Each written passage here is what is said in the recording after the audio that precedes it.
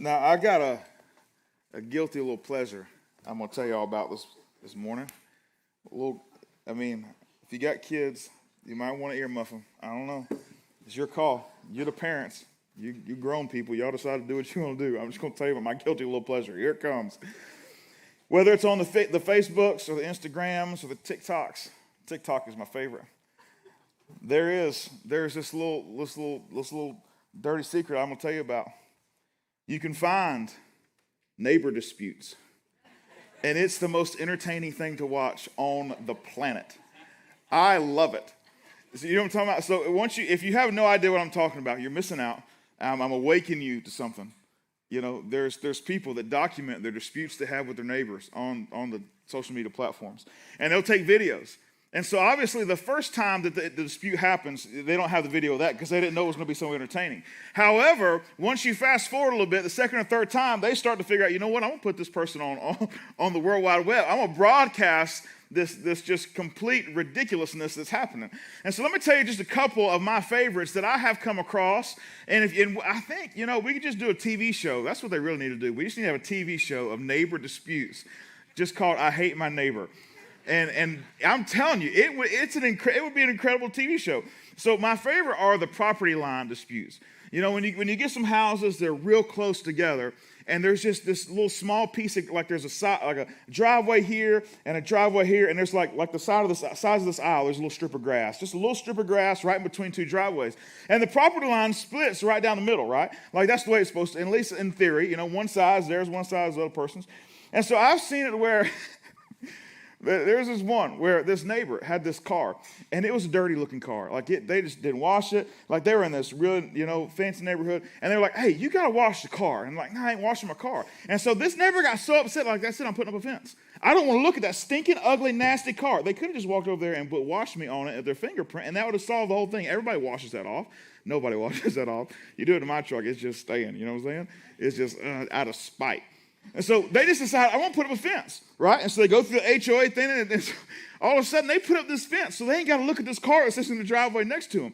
Well, the problem is they put the fence about 2.5 inches on the other person's side of the property. Like when you dig a post, the post is about 4 inches. You got to get a little bit. And so they started digging on the other person's property.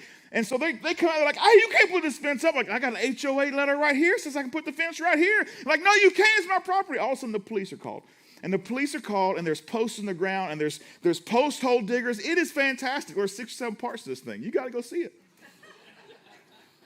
Another favorite of mine was same thing, little strip right here in the middle, and they had some bushes. Them round bushes. You can like get a hedge trimmer, make them like round. You can shape them into whatever you want to. You know what I'm talking about? They had them bushes right down the middle of them. What are they called? Boxwoods. Okay, if you say so. Boxwoods. And they had them. And so the neighbors came together and like, hey, you know what? We want to change these out for something, a little more modern or something. I don't guess flowers. And so they had agreed, But here's the problem. They couldn't agree on what they were going to do in that little spot.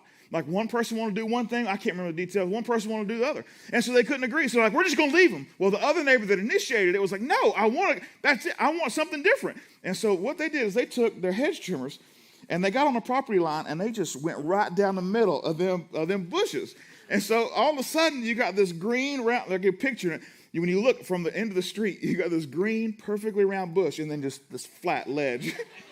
It was awful. And then they went and planted the flowers they wanted to with this backdrop in the back of it. My ultimate, absolute favorite was same little strip of grass. Not the same grass, but someone else's grass.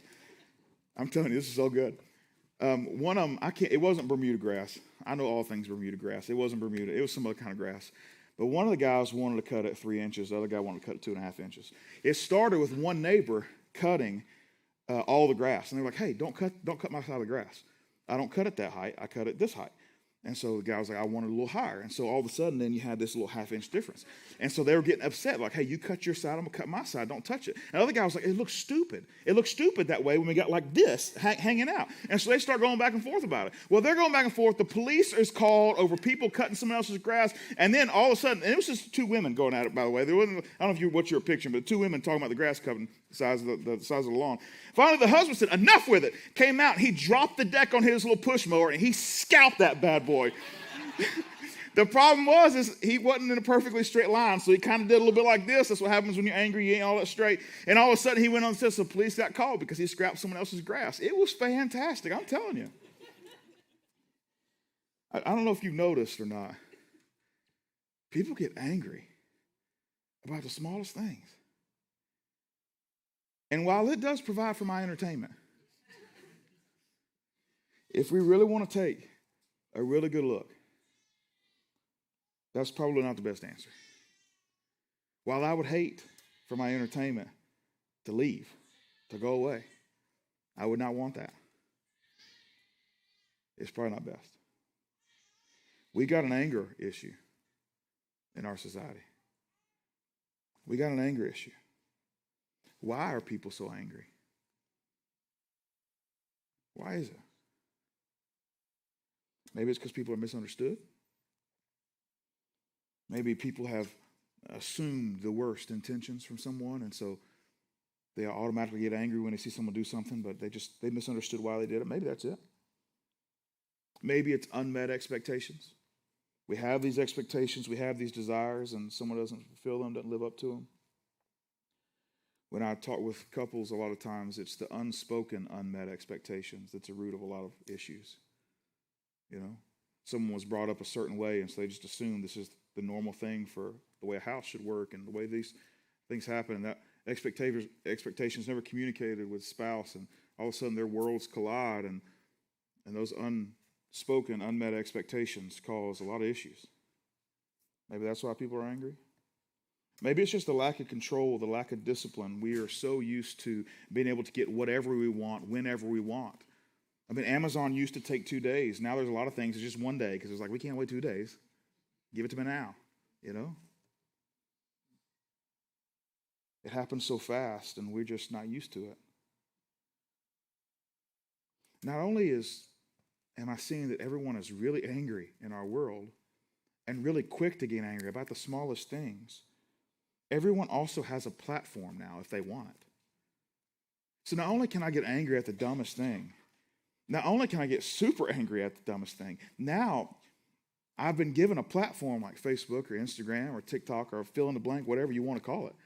Now I can let everyone else know how angry I am. And that makes other people angry. Or it makes them happy that I'm angry, which then makes them angry because they feel like, you know what, I think they should be angry. Now I'm angry with them about what they're angry about. They're justified in that anger. And so suddenly this anger just continues to spread. It's all over the place. You know, something about anger that goes beyond what we're angry at, though. Anger, if we look at it from a science standpoint, is a stimulant in our bodies. And the truth is, just like any other stimulant, it has addictive properties. And what I'm looking at and what I'm seeing in our culture, in our community, is people enjoy being angry at things. There are folks that get on the internet just so they can be upset. These good chemicals start firing off in our brains, these dopamine, and start firing off, and all of a sudden it makes us feel a certain way. It's like, man, it felt good to get angry. It felt good to let them have it. It felt good to speak my mind. It felt good to comment on this thing and let people know where I stand. That felt good. The best example is we know that there are people in our lives that feel a certain way about certain issues, and we know that the way they feel about it makes us angry.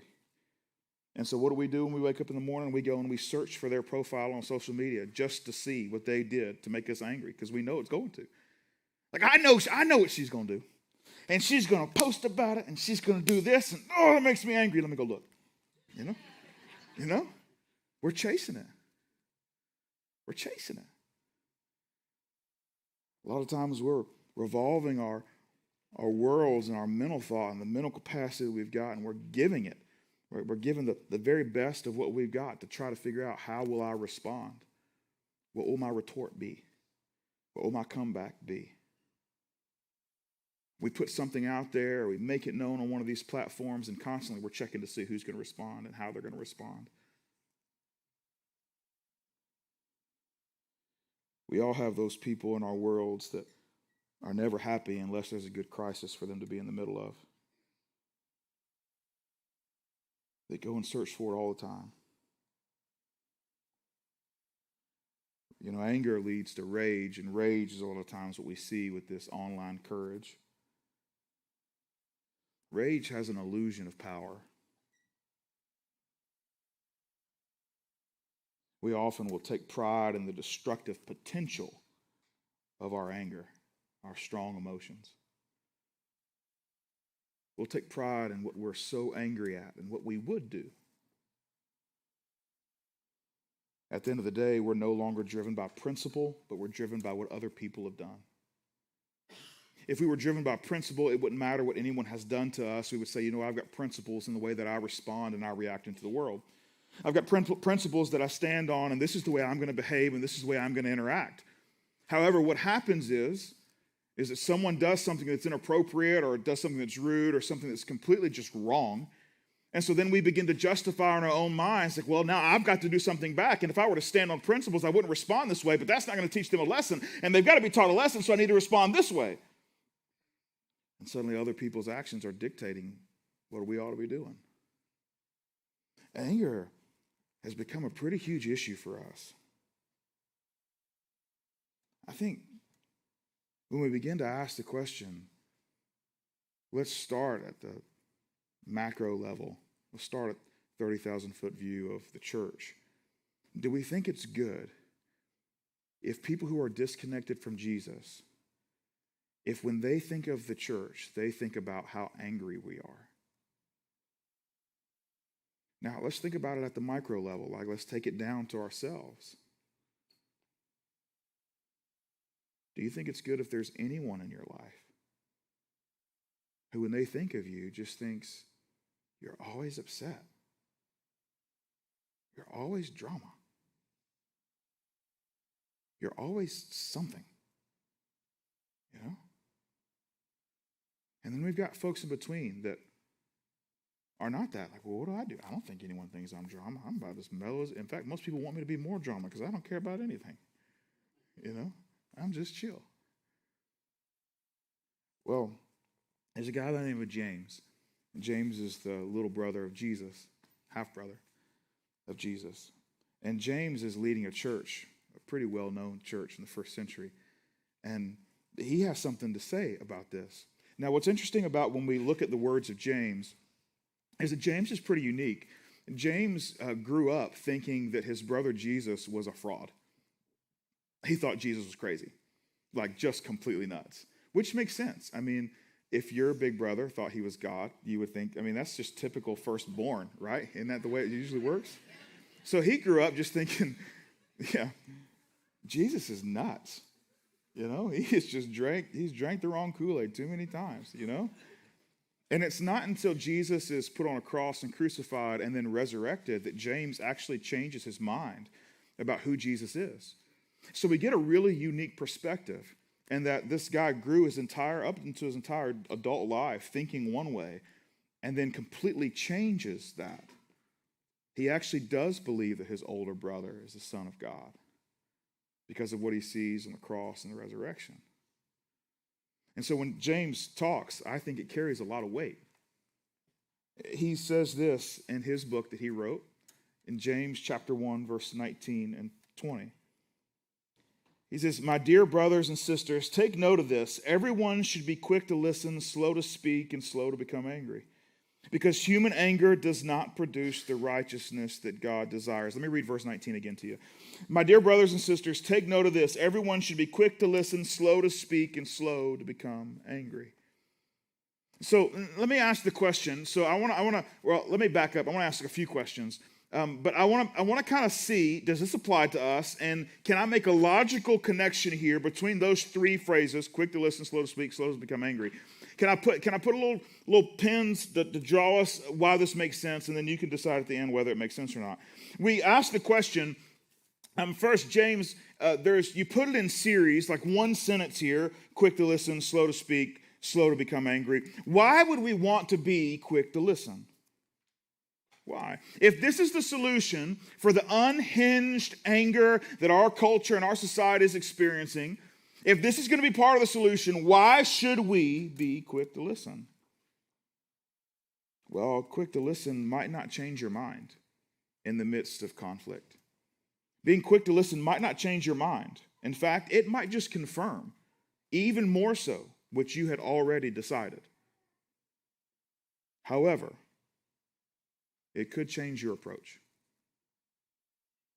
So when you get in the middle of conflict, and normally this is a place where you would become angry immediately, James is saying, hey, would you be quick to listen first? Not because you need to change your mind, though you might.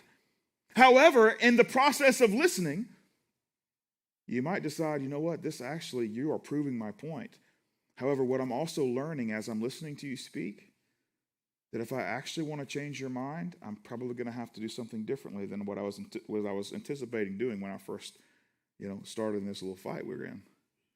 Because I was just going to let you have it with facts. I was just going to talk faster and louder than you. And in my mind, that was the way that you were going to change the way you thought. And now as I'm hearing you talk, I realize that's not going to change your mind. So what's my real motive? Do I just want to make sure you know I know more than you? Or do I actually want to see if I can lead you to a place where you would consider something different than what you've already come to a conclusion in your heart about? And so you might not change your mind, but you might change your approach.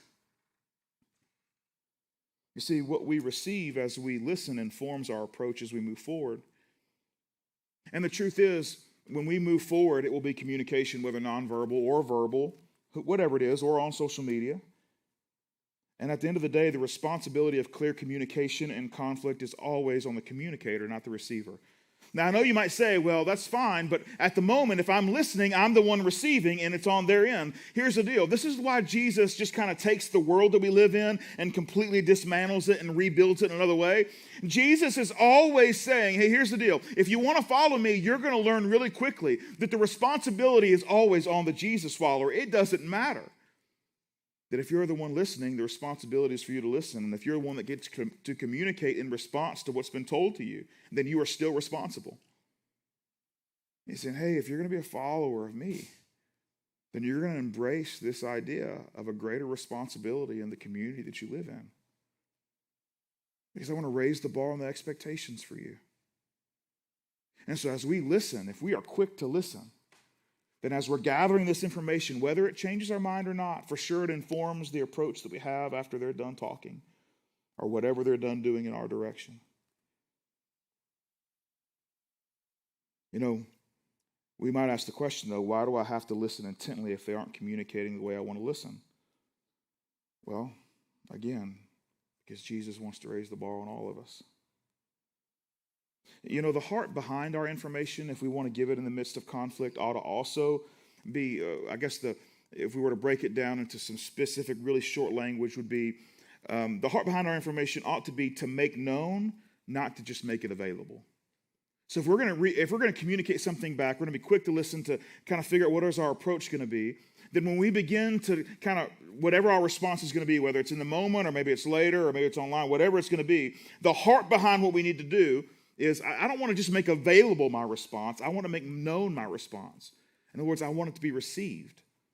So it's not just about me saying it faster and louder and with better words. It's actually about how will the person that I'm trying to communicate to, how will they receive it? And will they receive it if I'm angry? Maybe.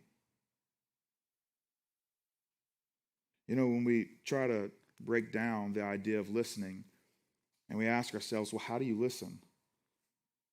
I have this short little phrase that I think is probably best. And this is really difficult, especially when the person that's talking to us is talking nonsense, which happens. They're just talking complete nonsense. They have lost their mind. They have an alternate view of reality. It happens. And in the midst of that, James is saying, hey, would you be quick to listen to them? We listen best with our ears clear, eyes front, hands empty and focused, mind focused, and mouth shut.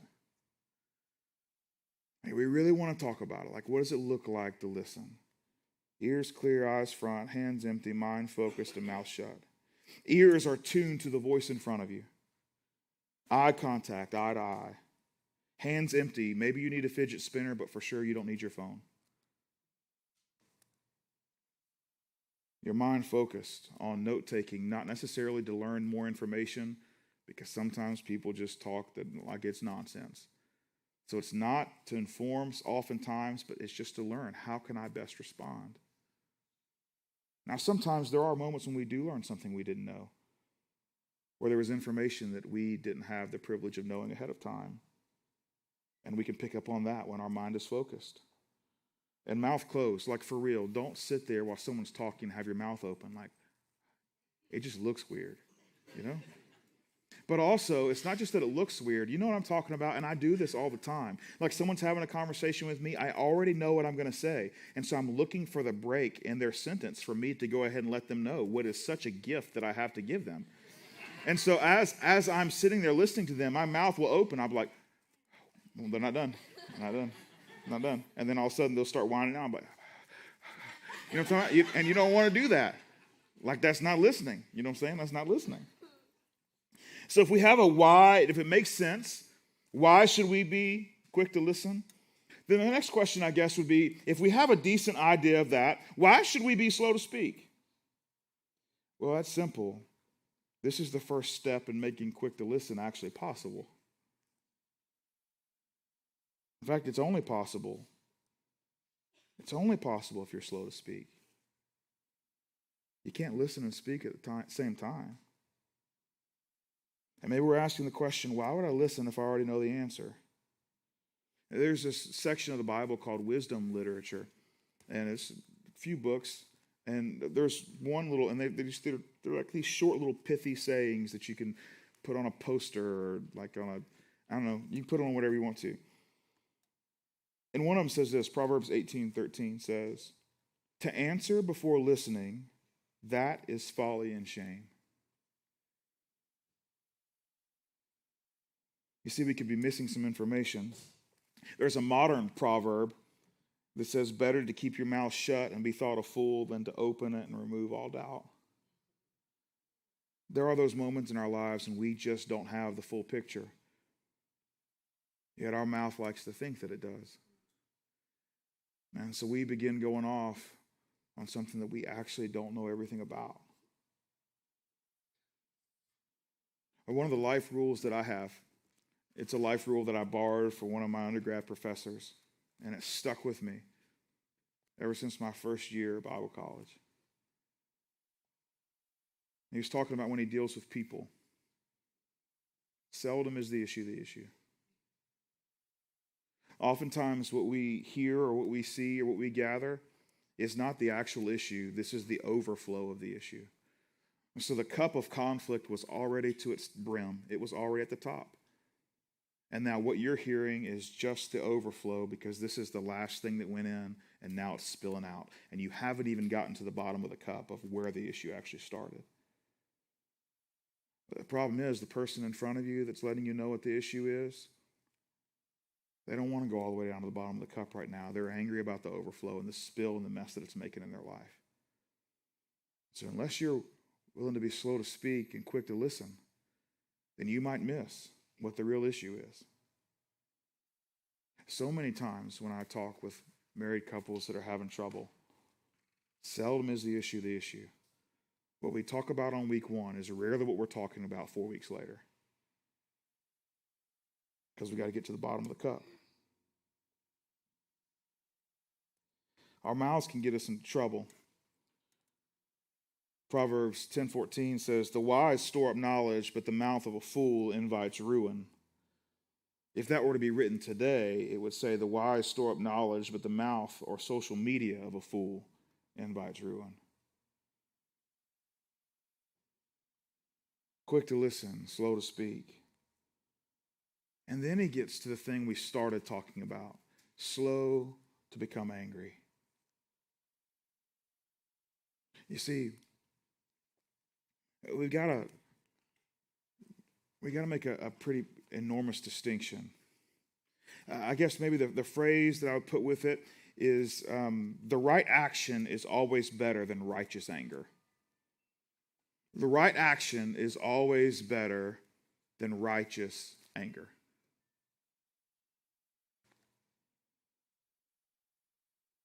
You see, we see injustice and we get angry. and we should. When we see something that's not right, we should be angry about it. When we see someone being mistreated, we should be angry about it. When we see things that are happening in our world that's not right, we should be angry about it. Righteous anger is a really good thing. There's nothing wrong with it.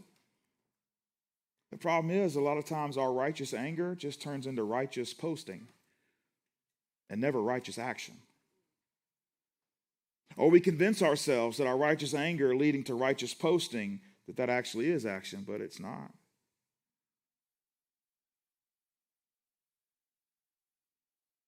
We've convinced ourselves that if there's righteous anger, that's enough. Lashing out in anger often does make us feel better. But feeling better doesn't actually change the circumstances that we were angry about, does it? Now here's the deal. James is not against anger. Don't get me wrong here. And I'm not saying that, hey, here's the deal. You cannot get angry. That's not what it's saying at all. It says be slow to become angry. Slow to anger. Another piece of wisdom literature in Ecclesiastes 7:9 says this. Do not be quickly provoked in your spirit, for anger resides in the lap of fools. You see, our family just a couple weeks ago started the journey that many families ahead of us, that's where we got the idea from. We stole it from probably one of y'all, where we have a Disney Plus, right? You got a little Disney Plus action. And Disney Plus has the Marvel movies, and they've got a little thing where you can watch them in order, right? Like in the whole order, the whole freaking order, like it's a big order. I didn't know there were that many. When I committed to this, I wasn't like, oh, there's like 75,000 movies. I didn't know. I thought it was like a Harry Potter deal or Lord of the Rings, 6 movies and we're done. No, I'm stuck here for the next 6 months of my life, okay? Friday nights, if you're wondering what we're doing, we're having movie night at Nolders. It's great. We're on Iron Man 3, so we're right at the beginning, you know what I'm saying? The second Thor was not that great, just letting you know. It just, wasn't all that great. One of the characters, though, is the Incredible Hulk. And so if you get into the comic books and you begin to look, if you were to Google it, people have kind of dissected the comics to figure out how strong is Hulk. That's one of the answers. One of the questions that's often Googled. How strong is the Incredible Hulk? There's a real answer. I don't know. But a lot of the folks that are big into comics are like, well, he lifted this in this comic, he lifted this in this comic, this is how much that weighs. And so they've got legit answers out there, right? Like he can lift this much because he did it in the comic. That's how much his weighs. But when you really get down to it, I think the best way I saw it explained was a couple guys from Marvel said there's the only limit to the Hulk's strength is in the limit to his anger. Because his strength and his anger is directly tied to one another. In our minds, that's what we think. The angrier we are, the stronger we are. That anger equals power. But it doesn't. That's only in the comic books. That's only in the movies. For us, the angrier we are, sometimes the dumber we are. The more of a mess we make. The more we hurt other people. Especially when it's the quick anger. When it's this reactionary anger. And suddenly, we've ripped our shirt, broken our pants, and we are destroying the room that we're in. Only problem is that we don't have an excuse. We didn't turn green. We're still just us. If anything, we turned red.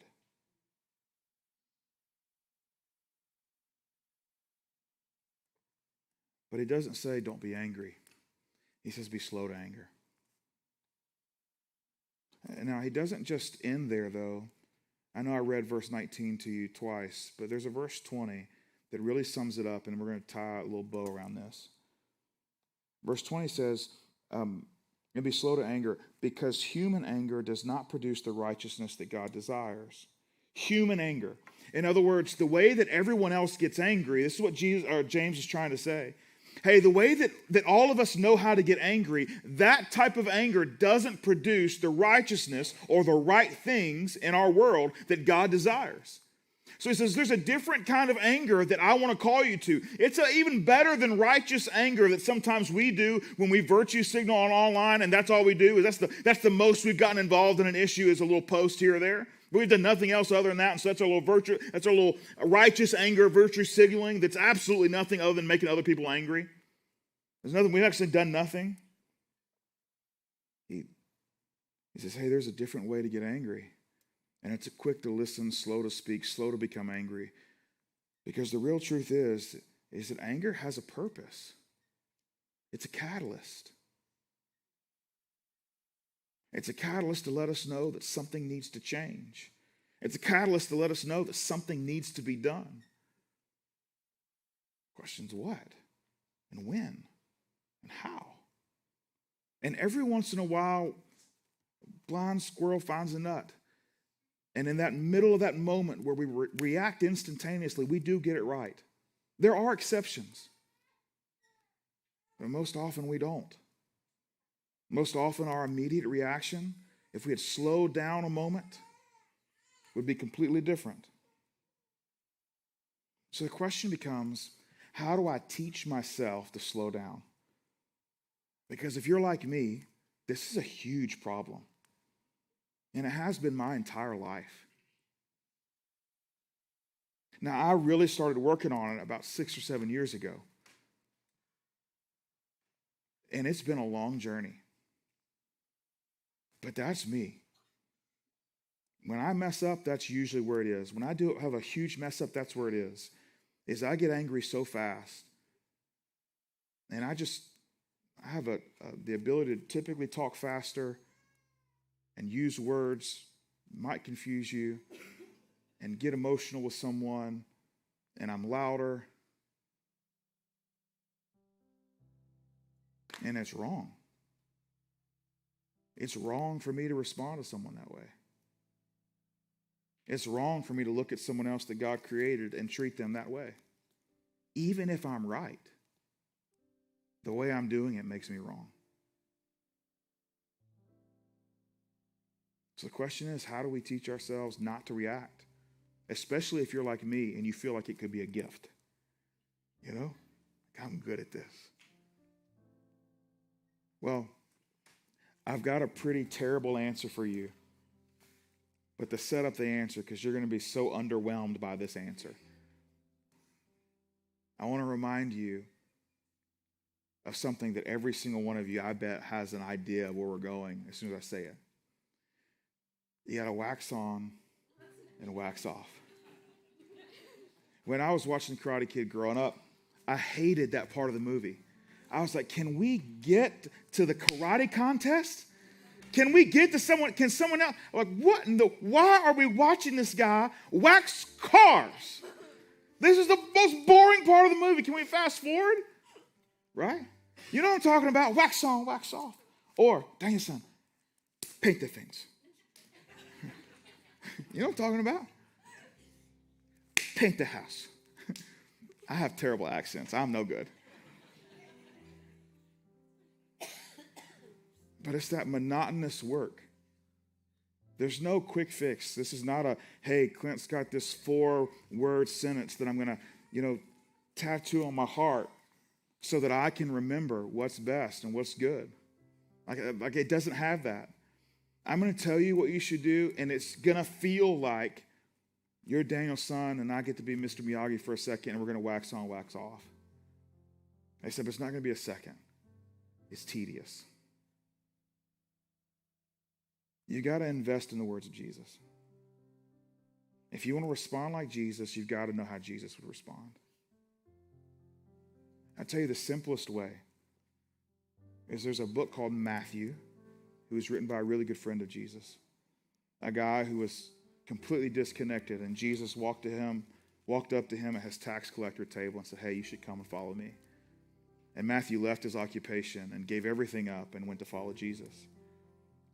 And Matthew writes a book about what he learned from Jesus. And it's in our Bible. It's called Matthew. It's the very first book of the New Testament.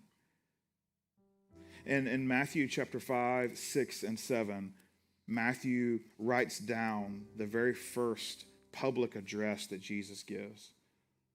Bible scholars call it the Sermon on the Mount. But it's the thoughts of Jesus.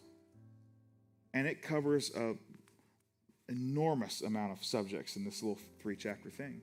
But if you want to know the thoughts of Jesus, read Matthew 5, 6, and 7. It'll take you about 10 minutes to read all of them, maybe even a little less, depending on how fast you read. But if you were to read just those 3 chapters, once or twice a week, you'd begin to see when things happen in your life, his words will start popping into your head. And they're all his words. All 5, 6, and 7. 90% of the things that we encounter in our life, there's an answer in Matthew 5, 6, and 7. 90%. There's an answer in Matthew 5, 6, and 7. I like to call it Jesus 101. Jesus said, hey, if you want to live a life that looks like me, and he sits down and he talks to these people for maybe half an hour, he teaches them. Matthew 5, 6, and 7. Wax on, wax off. A couple times a week. You know, this anger, it's a gift. It's like when you get too close to a fire and it's like, man, this is too close, and that pain starts to happen, and it teaches you to take a step back. Anger is a gift in the same way. It's a catalyst for action. A catalyst to do something about injustice. A catalyst to do something about something that's not right. But the question is, if we're going to do something, we should probably do the right something. And if we're going to do the right something, we should probably be quick to listen. Because that'll change our approach. Slow to speak. Slow to become angry. In the end, most of the time, anger and action need a bit of distance between them. And that's the best way to do it. If Abraham Lincoln were here, he would say, you write the letter, and you stick it in the drawer, and you come back to it in a week and figure out if you still want to send it. You see, a lot of times people look at Jesus and they're like, well, this doesn't make any sense, because remember Jesus went in the temple, he started flipping tables over, and he was so angry. And that's what I do in my life. I just flip people's tables over all the time, you know? Jesus did it, I can do it, that's how we justify it. I knew that might be something that kind of jumped in your head, and if it was, then you're just like me, so that's why I need to tell you, or walk you through this last little piece. You're right. Jesus got pretty angry and flipped those tables over. You think it was a spur-of-the-moment decision? You see, the reason he flipped the tables over is because the folks that were in the place where they were doing the money exchange were taking advantage of poor people and immigrants. You see, people would come from a long ways away to do their sacrifices if they were Jewish, and they would do it at the temple. They had to. That's where they mandated to do it. So they didn't have a choice. And so they were coming to do this, and these poor folks, they'd be exchanging something, they'd have to buy something. They wouldn't have a sacrifice or an animal sacrifice that met the standards, and so they'd have to purchase something, and so they were upcharging people that didn't have the money to begin with. If they had the money to do it that way, well, then they would have had a nicer lamb or a nicer set of pigeons or whatever it was. They would have something nicer. They would have worked, but they didn't have the money. But all of a sudden, you put a little bit of religious guilt into it, and suddenly people are taking and scraping and borrowing and taking food out of their own kids' mouths to make sure they had something to pay so that God would think they were decent people. And it was wrong. Or you had people coming from a long ways away that didn't live locally there, but they still had to come to Jerusalem. And they came, and the exchange rate from one currency, it was just through the roof and out of this world. And this wasn't something that just happened the day that Jesus walked into the temple. This was a common practice. It had been happening for decades. And Jesus watched this practice happen from the very first time he walked into the temple as a little boy. We know for sure when Jesus was 12 years old that he was smart enough to be teaching the teachers. The Bible records one of those moments where Jesus is letting people know about things about the Father, and they're just astonished at what this little boy knows. And Jesus is now 33-ish. And so for sure, Jesus saw it at 12. Before then, there's no doubt he saw it every time he went to the temple. Jesus has been sitting on this injustice for at least 2 decades before he finally decides, this is the way I'm going to get their attention. Slow to anger.